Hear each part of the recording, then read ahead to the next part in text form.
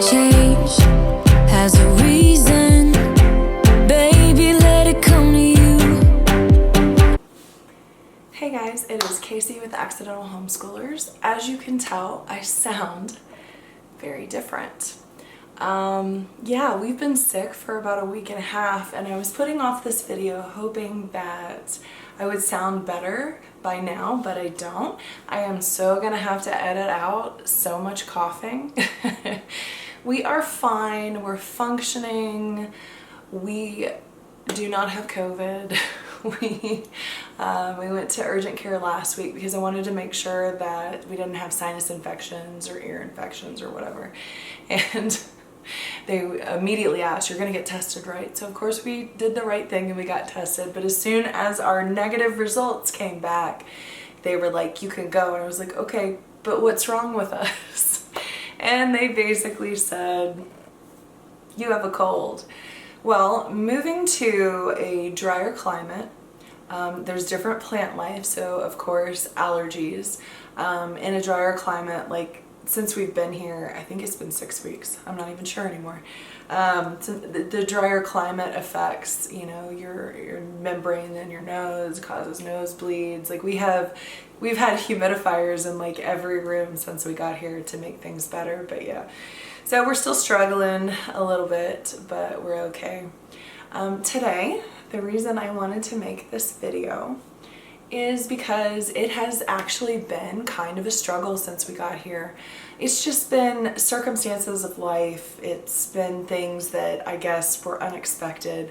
I had different expectations of what was going to happen, and it was really difficult when I realized that those expectations were not going to be met. There's nothing wrong. There really isn't. I mean, we're in good health, we're fine, we have a place to live, we have food, you know. It's just been a rough transition since we got here. I love it here. Our city's wonderful. It's great. But have we gotten to do a whole lot? No. Oh my goodness. So many silly things have happened between like the first week we were here. I had altitude sickness. I'm pretty sure Kennedy did as well. Michael didn't feel great, but he wasn't as bad off as we are. We found out that my husband is going to be a lot more busy than we thought. So I don't think he's going to be able to do as much with us. Just getting, you know, situated with doctors and who's going to cut our hair and finding a homeschool group and, you know, making friends. And, you know, we're only here for a year, so I kind of have to like get this going quickly. I can't just kind of wait. Our city went to an indoor mask mandate, so that changed and that really upset Michael. What else happened? Oh, I stubbed my toe, which basically sounds really dumb, but it basically has like, I haven't been to the doctor because it's toes, and what do they do about toes? Nothing. You just kind of have to like, unless it's like shattered or it doesn't get any better, like I'm pretty sure it's got like a hairline fracture, so that's been fun. So hiking, not possible. The plant life here is just vicious and wants to kill you. So our jogging stroller, well, I think we're on our third set of tubes because everything's got thorns on it that are just massive, and of course it goes straight through and pops the tubes. The bike trailer is on its second set. So basically we're looking at having to get Kevlar tires for both things, which is just a pain because it's not something we had to do previously. These are just minor things, but it's just been like one thing after another, and to get like new tubes or patch the tubes or get Kevlar, like it takes a week. I couldn't take, because I can't like run or hike, I can't take the kids to do that right now. So I needed to get a through axle for my bike so that I can pull the bike trailer. Well, we didn't have the right through axle, so I had to go to the bike shop, and you know, I'm still waiting for that to come in, and hopefully it's the right one. And then the tires, you know, keep popping, and it's just been one thing after another. Then we all got sick, and it was just like I'd had enough. And I pretty much went straight to Frown Town. I every morning for like that first 5 weeks, I was just like, all right, and trying to unpack and all those things. And yeah, I'm going to be cheerful. And finally I just hit a point where it was like, I just can't anymore. We had several days where, we tried to start school too. Everybody's sick. It's not really happening. So that's been a lot of fun. All these things that you try to start and then it just like blows up in your face. And so anyway, I watched a video from Faith with Living the Gandee Life, and they're having the same struggle to start their journey in their camper and to start traveling and homeschooling, which is actually our dream as well. I'll actually link her channel below. But her video was very uplifting about reminding you to be cheerful. And I messaged her and I thanked her so much for it. And she gave me a verse to go to. Well, a chapter in Psalms. And I read it and it was like, oh yeah, duh. And God convicted me tremendously. And then it reminded me of this list that I had made a really long time ago. I actually have psoriatic arthritis, and when I was first diagnosed, it was very difficult to get it under control. And so walking and being active, and it took a couple years, and it just knocked me to the ground for a really long time. And through reading and soul searching and praying, I started this random list in a notebook of things I wanted to remember, because you can be like, oh, that's amazing, I'm gonna remember that, and then you never do. So I started this random list. Well, I typed it up a really long time ago, and I was reminded of it, and I pulled it out and I looked at it and I was like, oh, duh, like, focus on these things. Remember where you were at one point and where you are now. Stop being pessimistic, because I do have a natural tendency towards pessimism, only because it's kind of like a panic mode of like, and you're probably like, really, you're pessimistic? You're so happy on camera. Yeah, I am, and that's normally me, but I do have times where I just am knocked to the ground and sometimes I can't get back up. So I made this list a long time ago, and I decided that I was going to type it up and make it look a lot prettier, because it was just, roughly typed up. And I laminated it because I tape it to the mirror in the bathroom, because of course you're standing there like blow drying your hair or fixing your hair or putting on makeup. It's a place that I put things that I want to remember, or things I want to be reminded of, or verses. So I put it there. I'm thinking about framing it. And putting it somewhere important so that I don't forget. But I hear a cat. My cats always get involved when I'm trying to film.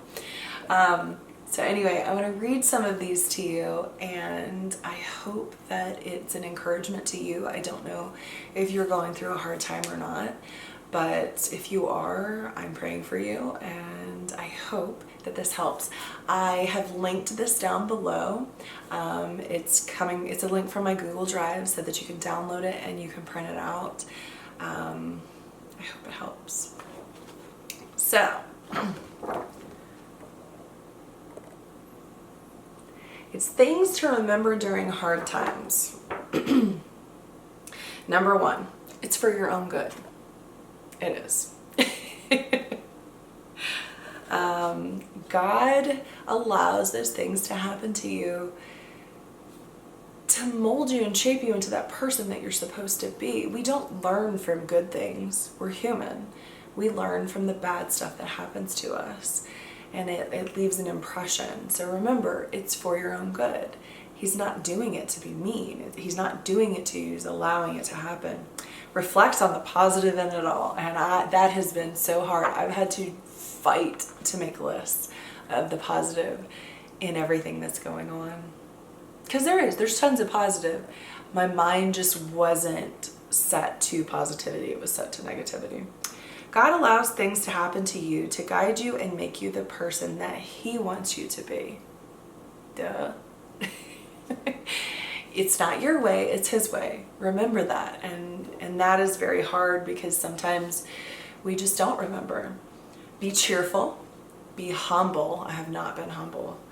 It makes you better equipped to help others that are suffering. Very true. So whatever you're going through, you're gonna come across someone in your life that's going through the same thing, and now you are equipped to help them. You've been through it, and you know how to help them, or you know what to say to maybe help guide them in the right direction. And I feel like my whole life has been like this. I've had to do everything the hard way, and then immediately someone comes into my life that needs help, and it's like, why do I have to go through it the hard way? Because I'm probably very stubborn. My husband would say that I'm very stubborn, and I just don't learn things easily. I have to learn the hard way. Be selfless. Put your energy into helping someone else. And that actually is a natural tendency of mine. When things are tough, I start to focus on other people.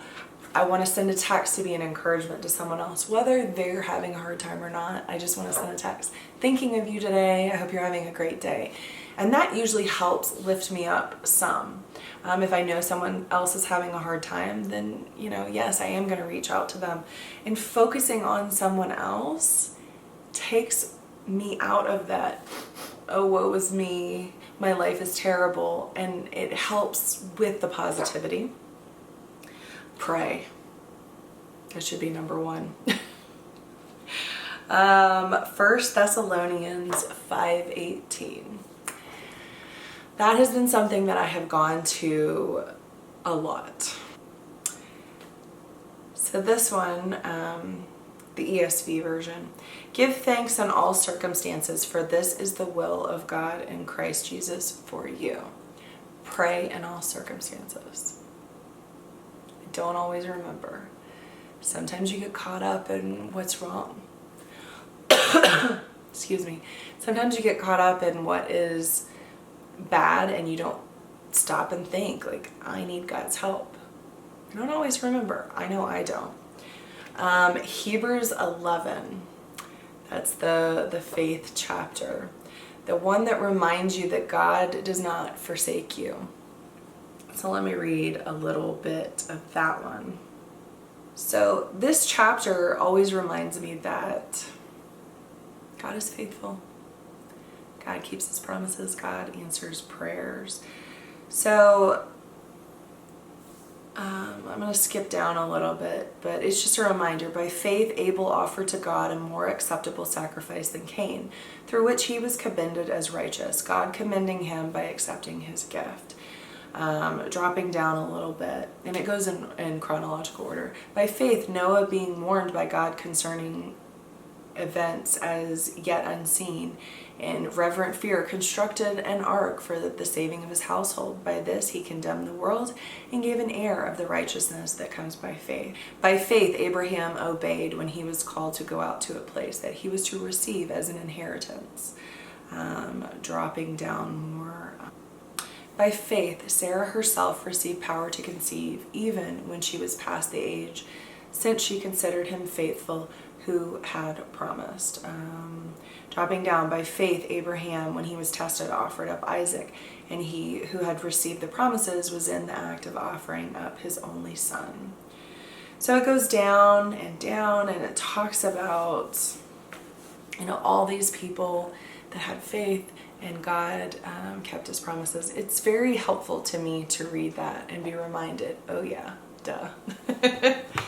And then last but not least, God's not finished yet. So sometimes I think, like, oh, I got through that hard time, like I'm never going to have to do it again.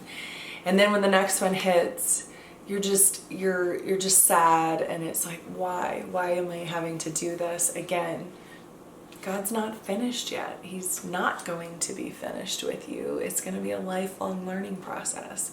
So I hope that this list helped you a little bit, and I hope you download it, and I hope you look at it, and I hope you read it, and I hope that it helps you be reminded that you're not alone. Everybody's going through the same stuff, and it's okay. So I am doing a lot better, and I am focusing on the positive and moving forward. I kind of had to pray, God, change my heart to match your will because you're the only one that can. And honestly, my heart has been changed and doing a lot better. Excuse the coughing. So if you like this video, please hit the like button. If you're not already subscribed, please do. I really enjoy hearing from people in this community and building it bigger. And I hope you have a wonderful day. I will see you in the next video. Bye.